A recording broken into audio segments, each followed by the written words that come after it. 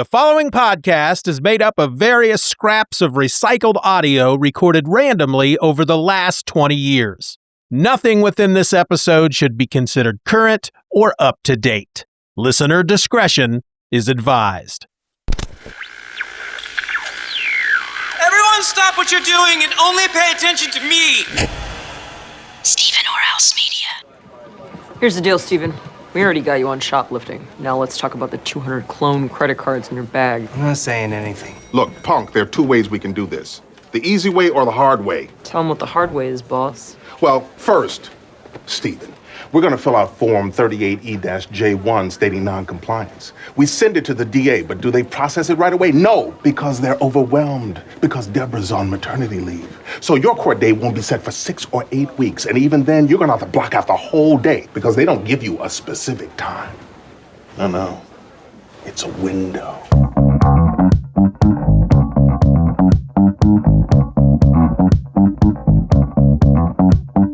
From a secret location deep within the hills of eastern Kansas, one man, armed only with a microphone, his voice, and an unnatural gift for hyperbole, brings you the most important podcast in all of human history.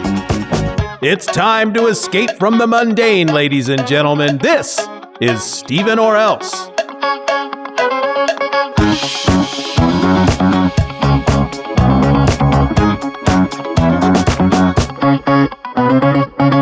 I'm your host, Steven, and it's Wednesday, sometime around, 11:39 in the a.m., and it's hot out.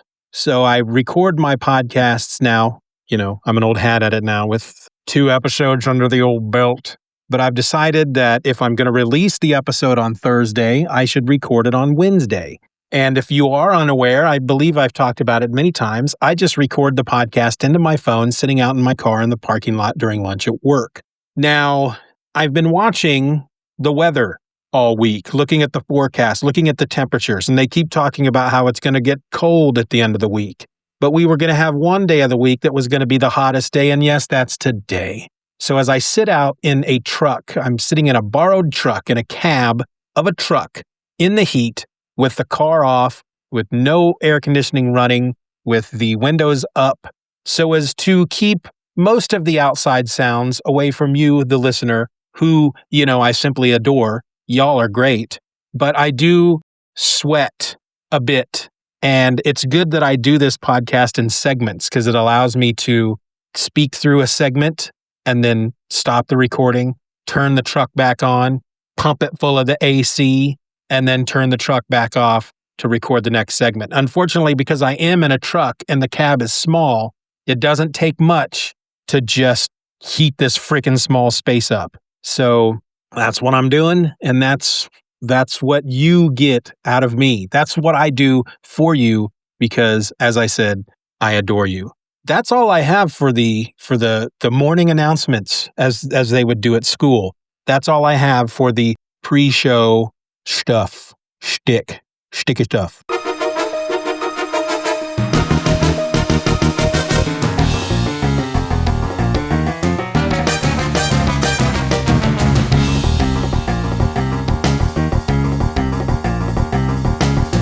And now it's time for Ask the Abners, the part of the show in which Abner Franks and his father, who's also named Abner, answer questions from you, the listener. And now, direct from the sales floor of the Franks and Beans comic shop, I present to you, the Abners.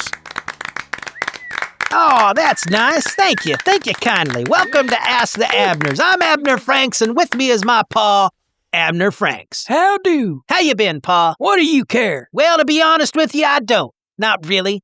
But I've watched a lot of talk shows, and I know that the co-hosts, well, they're expected to chat it up a bit before getting on to the main subject at hand.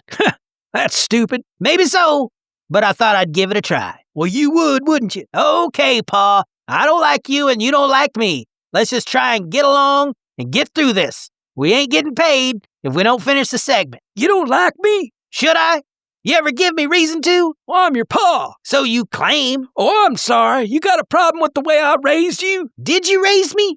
Did you really? You had a roof over your head, a bed under your back, and food on the table. What more did you want? Trust me, Pa, I'd love to sit here and tell you about how messed up you made my childhood, but there just ain't enough room on the internet for me to fully get into it. So how about we skip it for now and do the dang segment? Well, you started it. Pa, seriously, can we just, Fine, boy, fine. What do we got? Well, we got a voicemail. A voicemail. Well, goody gumdrops. You want a cookie? You asked me what we had, Pa, I'm just telling you. Well, what? play the dang thing. Okay, all right, keep your shirt on, dang. Hi. My name is Sam, and I'm from Lebanon, Kansas. Yeah, I was just wondering what you guys thought of the final season, the final episode. Not season. I guess the season kind of falls into, but really, it's just the final episode of Game of Thrones. What do you guys think of that? Did you like it? That's all I have. Thanks. Bye. Game of Thrones? What's that? Game of Thrones was a TV show based on a series of fantasy books by George R.R. Martin. It was on HBO. I didn't watch it myself, but I understand that when the final episode was broadcast way back in May, people just went plumb crazy. Crazy? What do you mean? Well, and this ain't spoiling nothing, because like I said, I ain't seen it, but I guess people just didn't like the ending. In fact, way I heard it, they just downright hated it. Didn't like the ending? Okay, well, everybody ain't gonna like everything. Well, that's true, Pa. But I guess some of these folks went out and they started themselves an online petition to get HBO to redo the whole final season or something. What kind of nonsense are you talking about? Well, here, I'll pull it up. Here it is. Remake Game of Thrones Season 8 with competent writers. That's the title. That's the title of the petition. Goes on to say, David Benioff and D.B. Wise have proven themselves to be woefully incompetent writers when they have no source material, i.e. the books, to fall back on. What's that mean, no source materials? Oh, well, when the show started 8 seasons ago, the author hadn't finished the series of books. Still hadn't. So the way I understand it, Season 8 is all new material, as the books don't go past what they put in Season 7. Of course, if I'm wrong, folks will write in. And these people liked everything up until Season 8? I guess. But they didn't like Season 8, and they feel they got the right to demand that HBO just goes out and does the season all over again? That's how it looks. Well, that's gotta be the dumbest thing I ever heard. They got over 1.5 million signatures. I don't care if every dang person on the face of this planet and 3 dozen Martians signed it. Don't make no difference. You don't like something that someone creates, you move on to something else. You don't make them recreate it. The nerve of some people. Well, I guess... Oh, shut up. What if some folks way back in the 1500s decided that they didn't like the Mona Lisa? They got the right to make Da Vinci repaint it? Oh, come on, Paul. This ain't the Mona Lisa we're talking about here. It's a dumb TV show. Well, sure it is now. People may think different 500 years from now. I get what you're saying, Pa, but people have been watching this show loyally, I might add, for 8 seasons, every night in front of their TV. They were invested. I mean, we're talking 8 years of their life they put into this show. Don't you think they deserve a good ending? Who says it wasn't a good ending? Well, the 1.5 million people that signed the petition. Ah, buffalo chips. You really think all them 1.5 million people feel that strongly? Don't you think it more likely that a high percentage of those signatures are just people following a trend? Well, there's no way to know, Pa. The fact is that 1.5 million people, at least, feel that the last season of Game of Thrones was terrible. They feel they're owed something for all the time they put in supporting the show. Well, if that ain't the biggest load of hogwash I ever heard. Look, to think that a creator owes you something just because you've invested your time and money into reading or watching or listening to whatever it was they created is the very definition of selfishness. Whoever these fellas are that made the show, they don't owe nothing to their audience. They made a show, people didn't like it. Fine, move on. But let's just say that these folks got their way and HBO had a whole new final season made. I mean, that's a ridiculous concept to think that a studio like HBO would pay for something like that. But let's play devil's advocate here and say they did. Who's to say that these petitioners will like it this time? What if they don't? What if 1.3 million don't like it?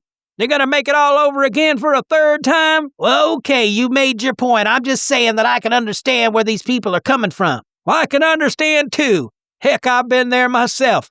But then I put on my big boy pants and I got the heck on with my life. Wow, that was condescending. I'm glad you've decided not to talk down to 1.5 million potential listeners. It's a sense of entitlement I don't get. Why, it reminds me of the time you wanted me to buy you that role-playing game back in the 80s. Boy, you sure kicked up a fuss when I wouldn't buy it for you. Right in the middle of B. Dalton. Little Abner Franks pitching a fit. That's certainly a sight to behold. Dang it, Pa, I was 10. You were a little monster. You wanted the game, so you felt you should have the game. We don't get what we want in life, boy. Trust me, nobody knows that better than me. What's that supposed to mean? Nothing. Let's move on. No, I don't want to move on. That was directed at me, wasn't it?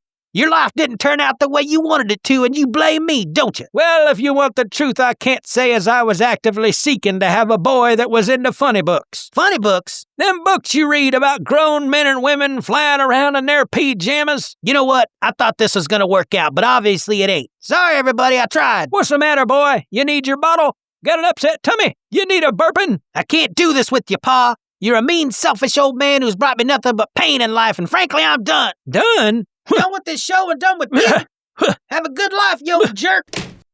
Ain't never been more proud of that boy in my entire life. Oh, what did you say? Nothing. Nothing? Okay, well, same time next week? I'll be here. Okay, see you then. Tell Ma I love her. Lock up when you're done. Got a question for me and my boy? Send it to AskTheAbners at SteevenOrElse.com, and if it ain't stupid, we might just use it on the show. Bye.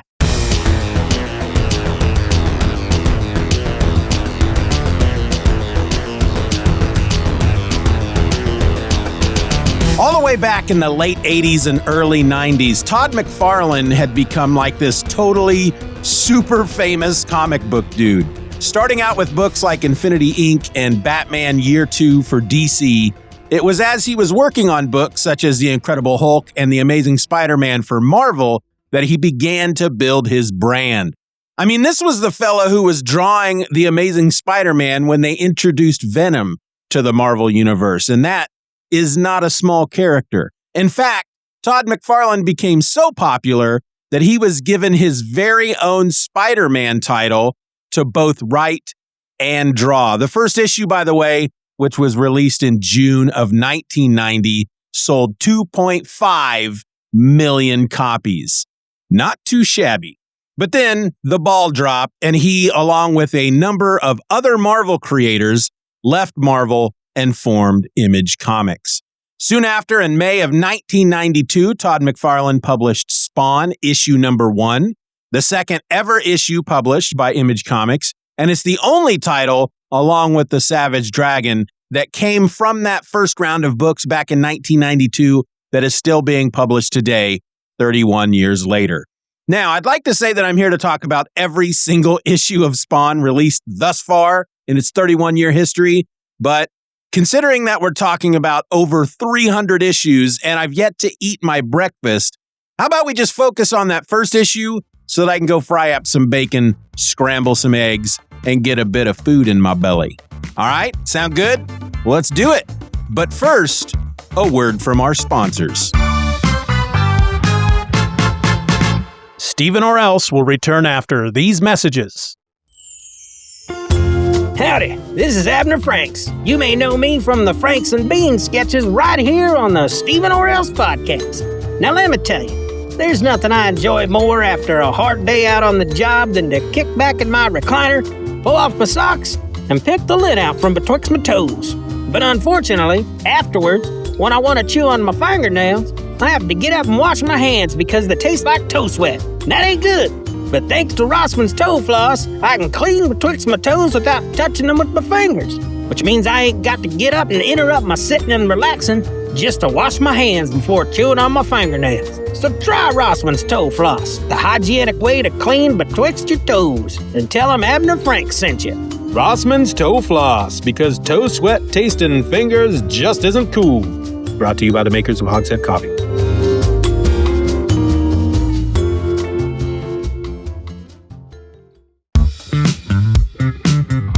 And now, back to Steeven Orr Else.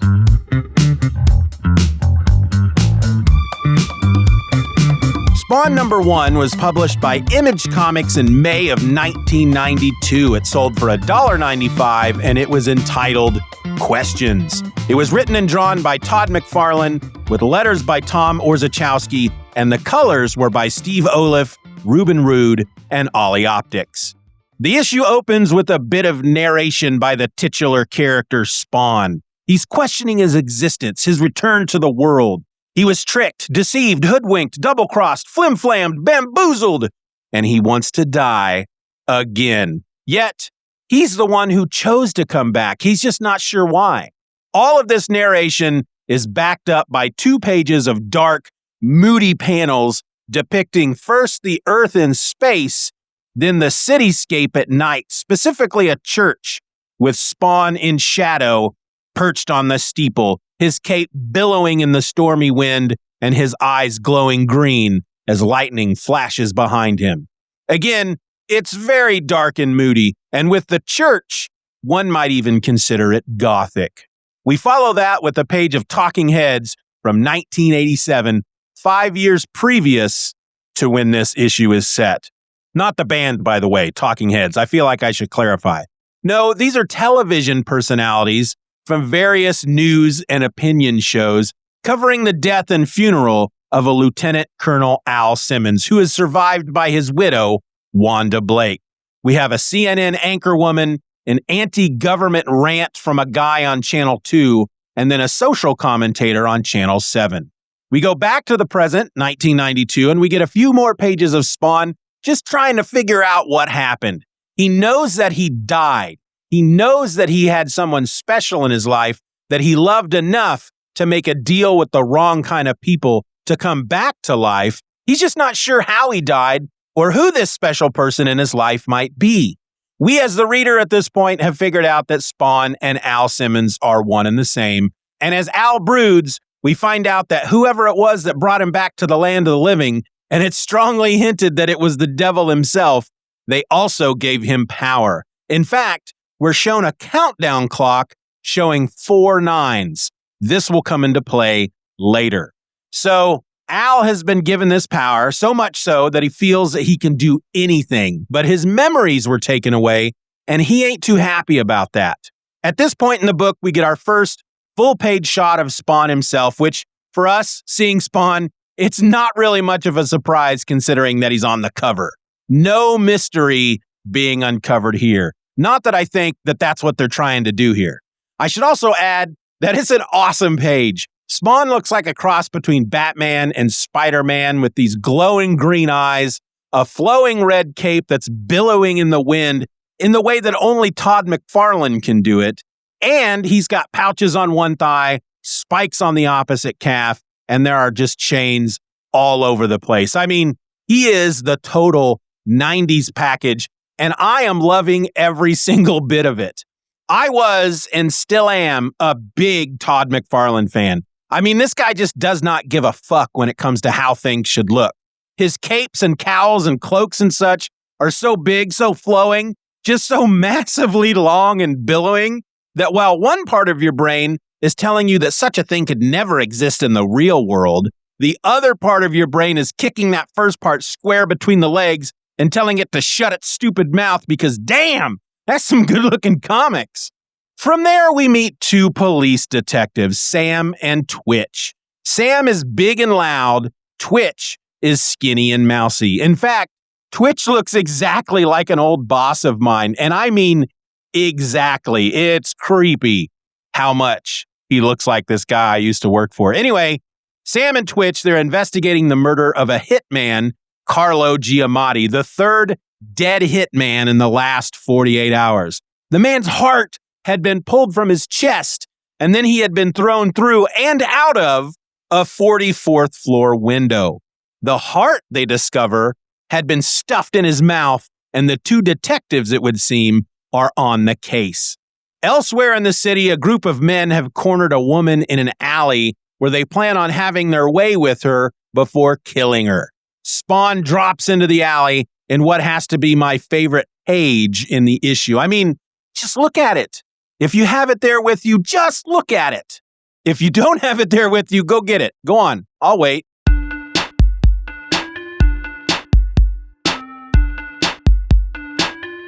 I'm serious. Go get it.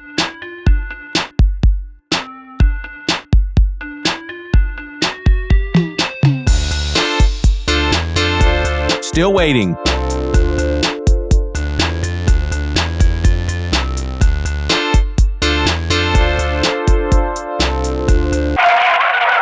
There you go. Look at it. Was I right or was I right or was I right? Right? I mean, damn, that is a good-looking page. Anyway, Spawn drops in among them, telling them to go and to go now. Otherwise, he's going to kill him. Kill him dead. The thugs refer to Spawn as a Youngblood, which was the first title released by Image. I mean, I just talked about it in the last episode, so you probably don't need this, but here it is regardless. Youngblood by Rob Liefeld was a team of superpowered individuals who worked for the government, and they were very much in the public eye. See, at the time, Marvel and DC pretty much had a stranglehold on the word superhero. The big two treated the word like it was their own, and while each of them could use it willy-nilly, no one else was allowed. That meant that the other comic book publishers had to use something else, and they all tried to come up with their own terms, such as metahuman or cape, or in the case of Image at the time, Youngblood. Now, one could certainly argue that in this issue, the word Youngblood, the way it's used, well, that it wasn't meant to be this all-encompassing term that took the place of the word superhero. That in this case, these thugs, seeing Spawn in his colorful yet dark costume, they thought he was a member of the Youngblood team. And that's a valid argument. And to that I say, yeah, you're probably right. Personally, I always understood it to be Image's word for superhero, used because Youngblood in that universe was all over the media. So that's just what folks called superheroes. Kind of like calling all facial tissues Kleenexes or all adhesive bandages Band-Aids or all photocopies Xeroxes. It's called a generic trademark or a proprietary eponym. I mean, I think the argument could go either way, frankly, but you know what? Since it's my podcast, I'm the one who's right. Anyway, back to the issue at hand. The street toughs make the wrong choice and fight back against Spawn, and soon he's throwing one of them through a window. Then he holds up one finger, and a tiny, glowing green ball of light gently glides out, floating toward the remaining bad guys. Then, boom! It explodes, and they run like the wind. Spawn tries to assure the woman that she's out of danger, but she appears to be just as afraid of him as she was of her would-be rapists. Before he can explain to her that he's one of the good guys, he's suddenly taken over by some sort of fit. Then he throws his head back and he shouts, "No!" as images flood into his head. Images of a woman mourning at a gravesite. She's familiar to him, but he just can't place it. Then her face suddenly turns demonic with pointy teeth and a long tongue, and as he wakes from this nightmarish vision, he finds himself being cradled in the arms of the woman he had just saved. We revisit the Talking Heads again, which I know I don't need to say this, but I can't help it. Not the band. No, it's those same 3 television personalities, but now we're in the present. All 3 are the same as those we saw in 1987, but the third talking head, who had been a social commentator for Channel 7, now works for E! Entertainment Television. The anchor from CNN is reporting on the murder of Carlo Giamatti from earlier in the book, though she refers to his murder as the 4th gangland slaying in the past 2 days. So Sam and Twitch were either saying it wrong or this anchor woman has her facts all kinds of mixed up. Well, actually, she says it's the 4th gangland slaying in the last 2 days, whereas Sam, of Sam and Twitch, said that they had 3 murdered hitmen in the last 2 days. So maybe there was a 4th gang member who was murdered over the past 48 hours. They just weren't a hitman. No prize achieved.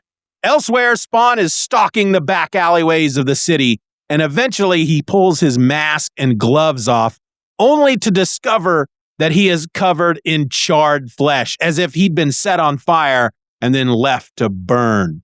This little fact surprises Al just as much as it surprises us, the reader. We see the countdown clock again, but this time it's showing 3 9s and a 5. This will become a staple of the series, though to tell the truth, I don't know how long it sticks around, because back then I think I only got about a dozen issues in before I stopped reading comics, or I just stopped reading Spawn. I honestly don't remember. We learn later that while Spawn is hugely powerful, his power is finite. There's only so much of it to tap into, and each time he uses some of that power like he did back with the Street Toughs, making that little green glowy bomb thing, he loses that power. That's what the clock represents. It's a countdown to how much power he has left.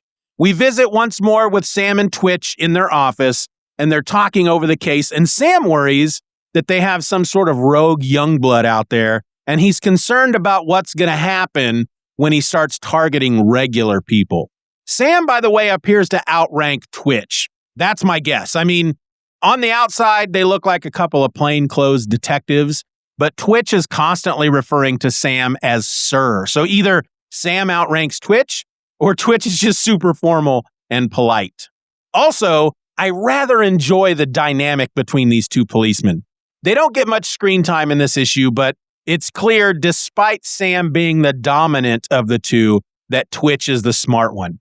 Twitch seems to be the kind of guy who prefers to think things through, while Sam seems more brash, more apt to dive into a situation without having any kind of plan in play. You know, shoot first, shoot again, ask a few questions, then shoot some more.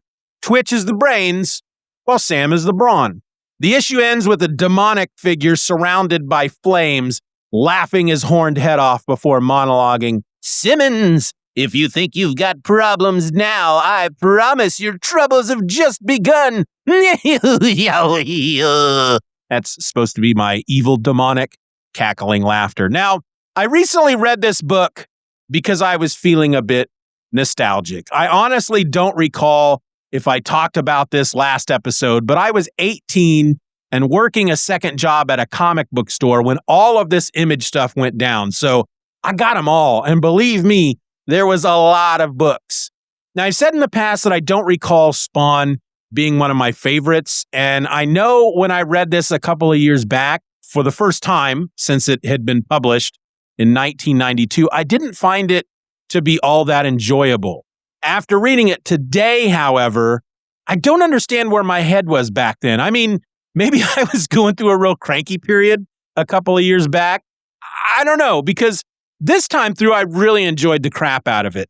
The story, yeah, it's pretty basic. I mean, one issue in, and all we've had is Spawn saving a woman and then a great big bunch of questions. And that's okay, because deep, emotional, dramatic storytelling wasn't what this era of Image was all about. There's a reason the publisher is called Image, right? Well, I'm sure the fellas didn't set out to tell mediocre stories. I'm sure McFarlane felt he was doing some of his best work here as a storyteller. But the fact of the matter is that Image at the time was all about, well, image over substance. Now that would change eventually. I mean, it wouldn't be long before we would get both from an Image book, especially when big names like Neil Gaiman and Alan Moore would come in to write some of these Image books. But for now, or at this time, the first year of Image Comics, readers like me were buying these books because they look great, plain and simple. And Spawn #1, yeah, it looks fucking great. Now, there's this age-old comic book question that's tossed around a lot among readers, which simply asks, which is more important to you in a comic, the art or the story? And really, that's not an easy question. However, I have enjoyed many a comic with a bland, generic story that had amazing art. On the other hand, I don't know that I've ever really enjoyed a comic with bad art, or at least what my mind perceives to be bad art. When I come across a comic like that, I have no idea if the story is written well or not, because the art takes me completely out of it and I never finish the book. So while the perfect comic is a seamless blending of great art and great writing, working hand in hand to create a phenomenal story, in the end, I guess I need the art to be at a certain level. And if it's there, the writing has to really suck for me to dislike the comic. Spawn #1, however, was great. I start looking through these pages again, and I am just so amazed by what McFarlane was putting down on the page. I mean, none of these pages are numbered, so this might be difficult, but some panels and pages that really stood out to me were, well, the second page is great. I love how dark everything is, and the outline of the church steeple that we see in the flash of lightning. Then by the next flash of lightning, suddenly Spawn is there perched on a cross atop the steeple. Great page. Just love the way that whole thing is laid out. The double page spread that gives us our first full look at Spawn is also great. I love the page where we first meet Sam and Twitch, especially that final panel of the two of them with the New York skyline beneath them. The stark white of the sky behind the skyline and the way Sam and Twitch are not just silhouettes, but the way each silhouette is colored to match the coats that each of them wears.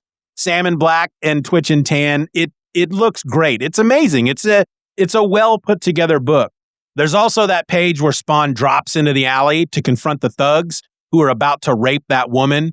That is a gorgeous freaking page. But my favorite bit of art in this entire issue is right after that little ball of green light comes out of Spawn's finger, the panel where it's just floating gently alongside three of the thugs. I love that panel, most especially the guy on the left-hand side, the one with the full beard and mustache.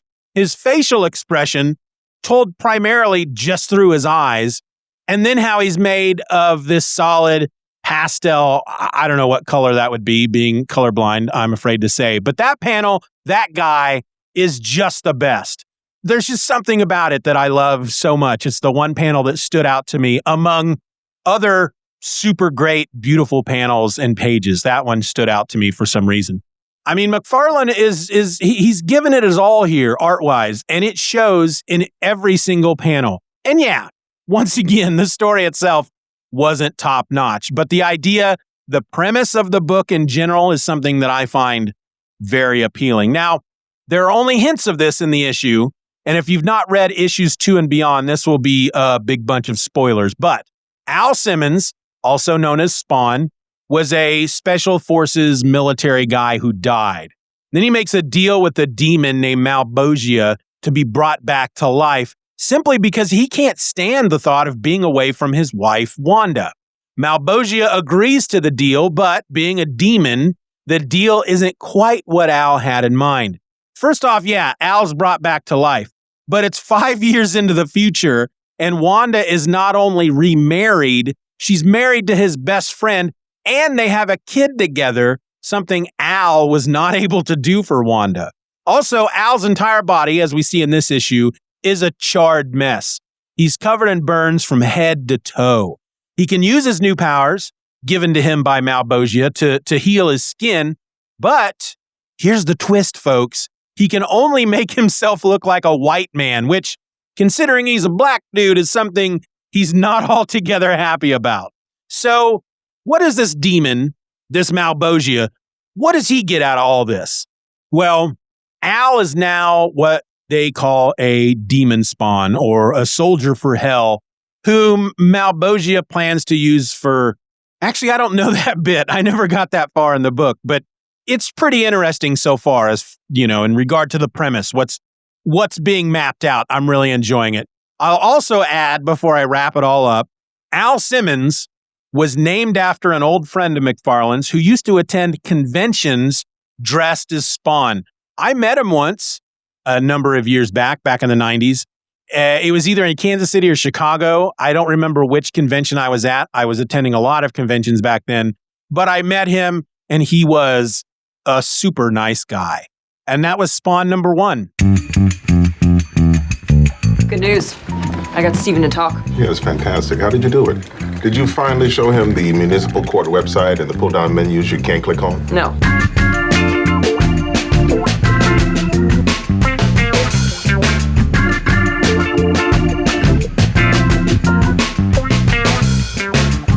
You know, nobody ever asks me, Steven, how do I podcast? If I wanted a podcast, how would I do that? No one has ever asked me that. But I'm still going to answer the question because I got to come up with something to talk about for each one of these, right? And I'm not ready to talk about Halloween yet because it's not quite Halloween and I'm not ready to use my spooky voice. Podcasting 101 by Steeven R. Orr, coming at you live in the parking lot of a large pharmacy chain that shall remain nameless.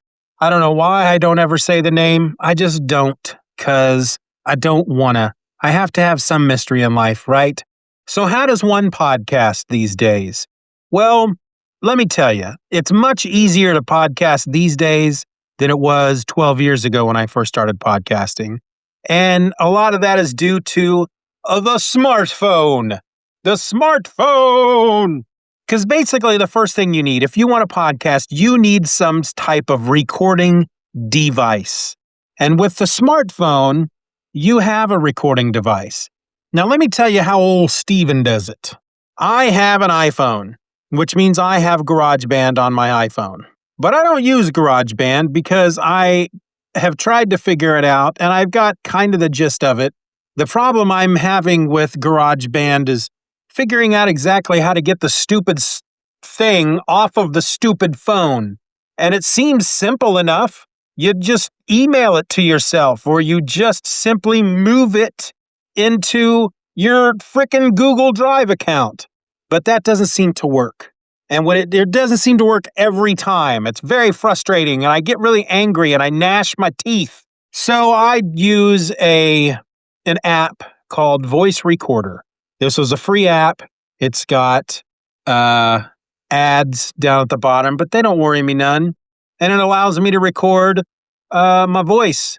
And it allows me to set up different settings, which is awesome when an app allows you to set up different settings. I can choose to have this file it's an iPhone, so it's MP4. If you have an Android, you can choose to have an MP3. I would prefer to be able to record as an MP3, but I'll talk about that later. So I have it set up to record as an MP4. You can also set up to have it record as a wave, and then I think a FLAC. Is that what the kids call it? A FLAC? A .FLAC, FLAC. But either of those two, both of those ladder files, and not ladder as in climb up the ladder, but ladder with the double T, they take up a lot of space, which also comes into play here in a little bit. So, all right. So here's how I do it. And those of you who might be better at the podcasting, laugh all you want, or just, tell me a better way. But here's how I do it. So I record on the voice recorder, and I tend to just do it in one big go. Unless if I'm doing the My Other podcast, I do it in one big go. So it's about 15 to 20 minutes of me sitting in my car talking at my phone. Which, most people, if I brought my microphone and my laptop into my car, I would probably get some looks. But most people who are sitting in their cars in a parking lot are talking into their phone. So as far as anybody else is concerned, I'm just having a conversation with a loved one or even a bitter enemy. They don't know. They don't know my story. They don't know my back tail. Anyway, so I record as an MP4. If I'm doing the Steeven Orr Else podcast, then I try to break it up in segments, especially since it always seems to be boiling hot out whenever I'm recording that one. And so I have to stop every 10 and 15 minutes just to cool off. But when I'm done, I then upload from the phone to Google Drive. Then I have to take the file off of Google Drive, put it on iTunes, and convert it into an MP3 so I can use my editing program, which is Audacity. And Audacity doesn't read the MP4 files.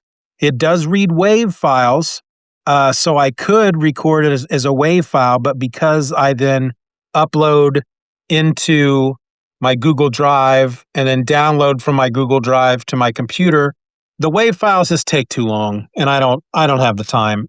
So an MP4, even though I have to convert it, in the end, it doesn't take me as long. So I convert it to an MP3, and then I put it all into Audacity, and I edit there. I already have certain things already edited and ready to go, such as the intros and the outros. So all I got to do is just slap those in. And that's about it. Audacity, you can use multiple tracks. You can do stereo tracks. You can use mono tracks. I use mono tracks so that I don't use up as much space because I do have a storage limit through Podomatic. And then you know what? And then I just upload to Podomatic and we're ready to go. That's it, man. That's podcasting. Oh, I skipped a step. So after I get it all edited, I have all my tracks ready to go, then I export it from Audacity as a WAV file. Now, the reason I do this is because I have another program called the Levelator, which is something I used to use back in the day all the time. And you have to have a WAV file to use the Levelator. So I pull the WAV file into the Levelator, and it goes through and it levels everything. So if I'm quiet when I'm speaking at some point and louder when I'm speaking at another point, like when I yell and scream and get all fired up because frickin' motorcycles are driving by, popping wheelies, the Levelator will level that all out. Now, the problem with that, however, is when I put music in there. I have, to this point, been adding music before the Levelator process. And I think with this one, this particular episode right here, I'm going to try it a little different. I'm going to take this one, put it on my Google Drive, download it onto the computer, convert it to an MP3, put it up on Audacity, make sure everything sounds okay as far as, I've got there's probably some space at the beginning and space at the end that I always need to cut out. Then I'm going to export that as a WAV, and then I'm going to run that through the Levelator.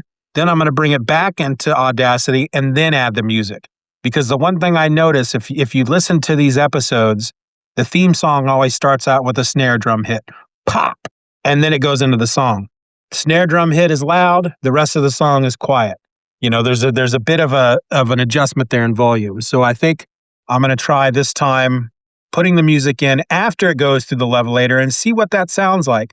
Because as I go forward on the Steeven Orr Else podcast, and you may hear these changes being made in the Steeven Orr Else podcast and not even realize they're being made by the time you listen to this episode. Because as I said in a previous episode, I'm recording these as often as I can. Any chance I get, I'm recording one of these episodes and then I'm banking it so that come the week, come the month, come the whenever, when I don't have time to record, I've got a stash of them ready to go. And I could even, if I wanted to, throw together an episode of the Steeven Orr Else podcast using 3 or 4 of these if I needed to. And by George, there will be a day that I'm going to need to do something like that. So it just makes freaking sense to bank these suckers. But definitely with this one, I'm going to...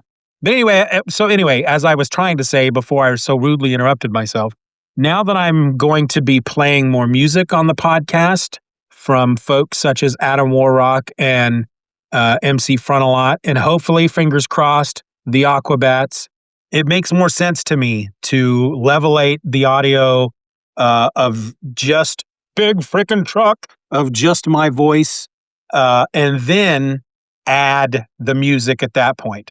Because the music really, if you're taking music from a CD or whatnot, or an MP3 or whatnot, it's already level for itself, right? I know I'm speaking in really terms that maybe the layman might not understand, but the levels are okay for a song. All that crap's already been done. It's been done in the studio, right? So why mess with that? So that's what I'm going to do. That's podcasting. That's what I do. And I know there are easier ways.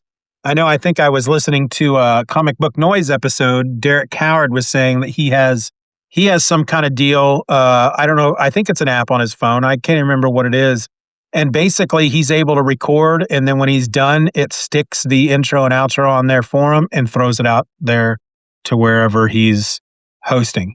And I don't know, maybe I need to get with Derek and see exactly what he's using, because if that doesn't cost a lot of money, it might be a good idea for these, but not for the main podcast. Because he's a single voice podcast just like me, but he also, like me, he records in his car, but he records, I believe, on the way to work while he's driving. So he doesn't do any editing. I don't do any editing for this. For my other podcast, I don't really edit anymore. So, he gets into his car, he starts talking, he gets to work, he stops talking, boom, he's done. And I don't know, I could probably do that, I suppose, but I like to have a little bit more hands-on with my stuff just in case, because you never know when, if I burp or fart or anything, which I'm known to do. Steeven Orr Else will return after these messages. Hey there, comic fans and children of the 80s. My name is Steven, and I would like to invite you to join me on another G.I. Joe podcast. If you grew up yelling, "Yo, Joe!" or flipping through dog-eared issues of G.I. Joe, A Real American Hero, this is the show for you. Each episode, we're tackling one issue of the classic Marvel comic series, starting all the way back in 1982. We'll break down the stories, the artwork, the characters, the wild twists, the covert missions, everything that made this series one of the most surprisingly rich comic runs of the decade. We'll follow the rise of Snake Eyes, the schemes of Cobra Commander, the battles, the vehicles, the ninjas, the chaos, and the totally over-the-top, totally awesome storytelling that defined 80s action. Whether you're reliving your childhood or discovering these comics for the first time, I'm here to guide you through it all with excitement, insight, and plenty of nostalgia. So grab your gear and join the team, because the mission begins now. Yo, Joe!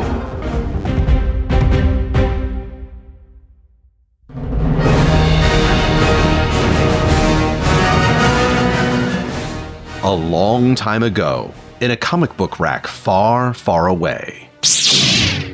During the years between The Empire Strikes Back and Return of the Jedi, Marvel Comics kept the Star Wars magic alive, delivering bold new stories, expanding the mythology, and taking our favorite heroes and villains on unforgettable adventures. Now join me, the irredeemable Shag, and an ever-changing roster of guest hosts as we journey back to this incredible era. We begin with a comic adaptation of The Empire Strikes Back and continue through the thrilling tales leading up to Return of the Jedi.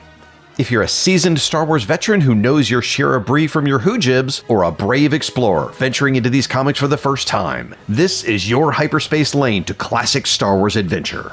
Join us for Marvel Star Wars, From Empire to Jedi, every other month on the Fire and Water Podcast Network. Beginning in June 2025.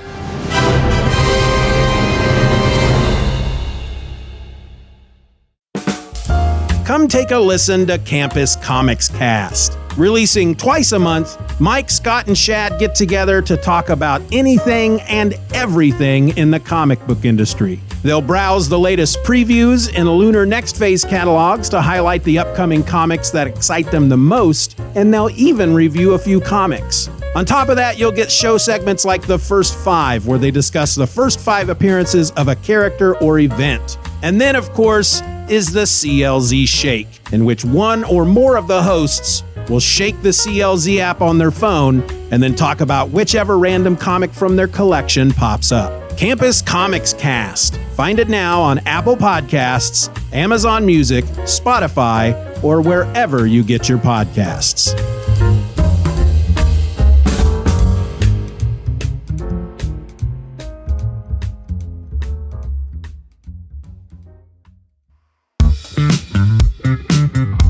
And now, back to Steeven Orr Else.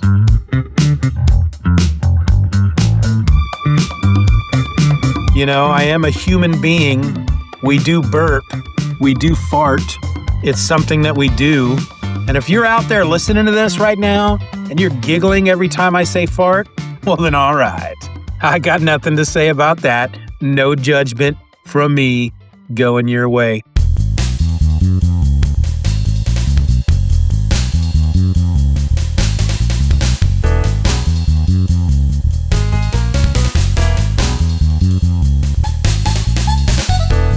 You know, I can't afford to buy all the comics I want. I wish I could, but I can't, so there you have it. I play the lottery all the time. I mean, somebody has to win, right? But until I'm swimming in money like Scrooge McDuck, I have to do whatever I can to keep caught up on what's going on in the other books I don't read without taking out a second mortgage on the home. This week's tip: know your library. Now, I'm not sure how it is in your part of the world, but my local library carries trade paperbacks and graphic novels, all to read for free.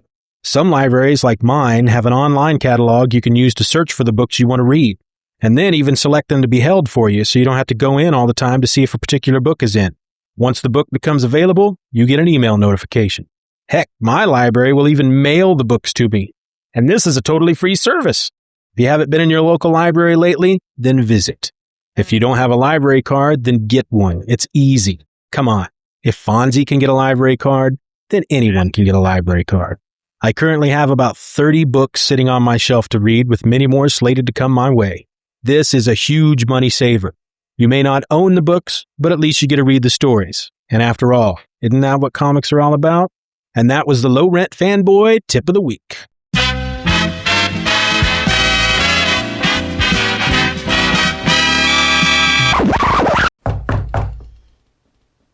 Hold on, I'm coming. Hold on. Who is it? It's Leon. Leon who? Leon me when you're not strong.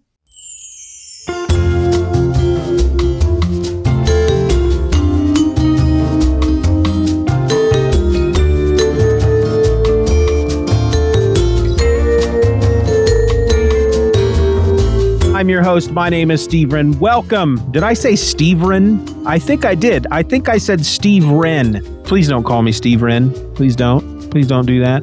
I'd appreciate it if you didn't do that. Anyway, I want to apologize to everybody over here on my Patreon. That's what the problem was. I was thinking ahead of what I was going to say as I was doing that intro, and I was thinking of the word Patreon as I was staying. Good Lord, I'm doing it again. Let me explain. So as I was saying the word Steven, I was thinking of the word Patreon, and it came out Steven. And then just a minute ago, I was thinking of the word Steven when I was saying the word saying, and it came out as staying. Do you see how the mind, how the mental faculties can just poke you in the face with a fork? Can you see how that's possible? So basically what I am trying to say here is, first of all, I'm going to apologize up front for the joke, for the knock-knock joke, except I'm not going to apologize for it, because it was pretty amazing, wasn't it? Wasn't it amazing? I just thought of that. It just is not the joke. I found the joke online. I don't write that kind of stuff. I can't write jokes that are gold like that. No, the idea for doing a knock-knock joke and then actually using my front door as a prop, that just came to me a moment ago, because this entire episode is going to be coming to me in a moment. And that's the reason why I need to apologize, because I'm supposed to be recording our book of the month for December, which is Homesick Pilots, issue number 1 from Image Comics. But like last week, I'm just not prepared. I was ready mentally. Yesterday, I was telling myself, okay, so tomorrow you have to get up and at some point during the day, maybe during your lunch break, reread Homesick Pilots number 1, so that Thursday night, because today is Thursday, you can sit down and speak, well, not intelligently, because since when have I ever spoken intelligently about anything? But I can at least speak about the book while having the memories of the book in my noggin. But I forgot to read it because today just got away from me. And so I figured that I would just challenge myself to do one of these episodes in which I have nothing at all prepared, just see what comes off the top of my head and speak about it. Actually, one thing that I would like to speak about, and my family is already sick of me talking about it, is how angry I am at eBay. Let me explain. I'm going to pull up an email real quick. Clickety click click. That's the sound of my mouse clicking away as I'm pulling up an email. Clickety click clack, clickety cluck, clockety click click, and I can't find it all of a sudden. Here it is. Okay, so Monday night at 11:30, actually it was 11:28 p.m. I had just finished editing and putting up my episode for Tuesday for Just Another Fanboy. I was feeling really good about myself, which is fairly uncommon for me. I'm usually, if anybody is going to be hard on me and make me feel like crap, it's going to be me, keep it in the family per se. So I was feeling pretty good about myself because I thought the episode turned out fairly well. It was the Three Jokers episode. Don't get me started on that, because for some reason, nobody is listening to that episode. And when I say nobody, I don't mean nobody, because obviously y'all have listened to it and a few other people have listened to it. But otherwise, nobody else has listened to it. Just the really important, super cool, awesome people have listened to it. But we'll talk about that in a minute. I finished the episode. I thought it sounded really good. I'd edit it. I'd put it up. I was ready to go to bed. And then I see an email pop up from eBay. And right away, I'm excited, because sometimes when an email comes in from eBay, it's telling me, you just sold a book. You got money coming, son. Yeah. And then I get really excited. and I stand up and I do a little dance, and then I get really tired because it takes a lot out of me to do a little dance. Just a little dance. That's the problem with me right now. I'm so freaking out of shape that just doing a little dance takes a lot out of me. But I sit down, I open it up, and I'm really excited. I'm expecting, yeah. But here's what I get. I'm going to clear my throat. Get ready. Your eBay account has been suspended. Hello, Steeven Orr Else. We have reviewed the activity we have seen connected to your account. As a result, your account has been suspended because we believe this activity presents a risk to our eBay community. We do not make this decision lightly. Building a trusted marketplace where people around the world can buy and sell safely is our first priority. This suspension is permanent and means that you will not be able to participate in any buying or selling activities on eBay. In addition, any other accounts that you own or that are associated with this account will also be suspended. We regret the frustration or inconvenience this may cause you. However, there is no appeal for this decision. If you have questions about this message, please click Help at the top of most eBay pages. Now, they finish it off with, "We appreciate your understanding. Thanks, eBay." Please don't reply to this message. It is sent from an address that doesn't accept incoming mail. So let's talk about this email for a second, shall we? First off, they don't explain to me what I've done. They make me feel like a criminal, like I've done something shady. And I can tell you, I have done nothing shady. At the time that I received this email, I had sold 5 books through eBay. 5 books. 3 of them I had just put in the mail that morning, Monday morning. They sold over the weekend. I just put them in the mail Monday morning. The other 2 books had already arrived at their destinations. The people had opened them. They loved them. They gave me each a positive review. So 2 complete transactions, 2 positive reviews. What am I doing wrong? I don't know, because they don't tell me. Then here's the kicker, because they have this line in here that says, if you have questions about this message, please click Help at the top of most eBay pages. Well, here's the problem with that, Jack. There is nothing on the help pages that helps me at all with this situation. There appears to be no way whatsoever to get into contact with anybody at eBay unless you do it through chat. But here's another kicker, Jack. You can't use chat unless you have a valid account. Well, I don't have a valid account anymore because they freaking suspended it. So what do? Nothing. I just take it. I just take it in the ear. So I am freaking raging frustrated Monday night. I have a really hard time sleeping. When I have something like that on my mind, especially something where it just feels like this company is accusing me of being shady, and I have no way to defend myself. You know, you should be able to face your accuser. You should be able to defend yourself when somebody accuses you of something. But I have no opportunity to do that, and I felt like complete crap. I had much trouble sleeping on Monday, woke up on Tuesday, put a big tweet out there about it, had a bunch of people with some very helpful information, but in the end, it did me no good because there's nothing, absolutely nothing I can do. Someone did, however, point out a site to me called Mercari. Now, this is an eBay-like site where I can sell comic books, and I did finally put some books up today, and I sold one already. So, yippee-yay. Let's hope they don't suspend me either, because if they do, then I'm obviously doing something wrong.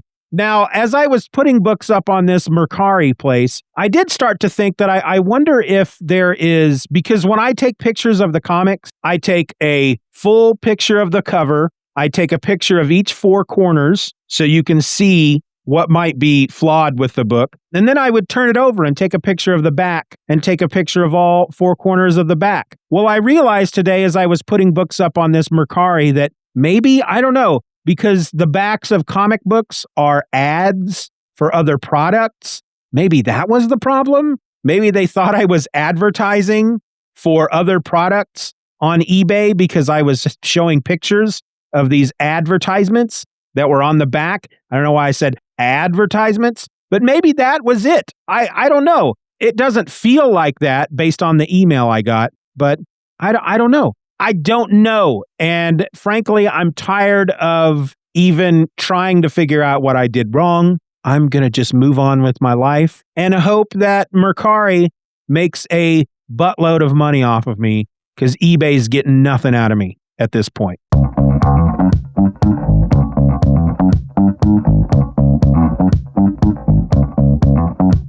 I want to thank you for listening to Steeven Orr Else. This episode was written, performed, produced, engineered, and edited by me, Steeven Orr. Questions and comments can be directed to stevenorelse@gmail.com, or you can find me online at all the regular places by searching for @Steeven Orr Else. If you enjoyed the show, you can help to boost our presence online by leaving a rating or review on your favorite podcast app. I also invite you to join our subscription program, Steeven Orr Else Beyond. And in return, you'll get episodes of Steeven Orr Else along with every other show under the Steeven Orr Else media umbrella, early and ad-free. Check out the link in the show notes or just go to SteevenOrElse.com to join today. The Steeven Orr Else podcast is a presentation of Steeven Orr Else Media. For more nerdy content created by me, check out SoManyPodcasts.com. All links will be in the show notes.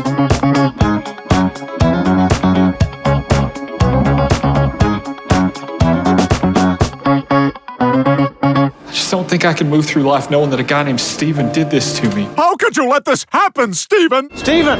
Thank God. I had a horrible feeling I was going to be the only one here. Bigfoot stole my wife. Bigfoot has a name. I call him Steeven now.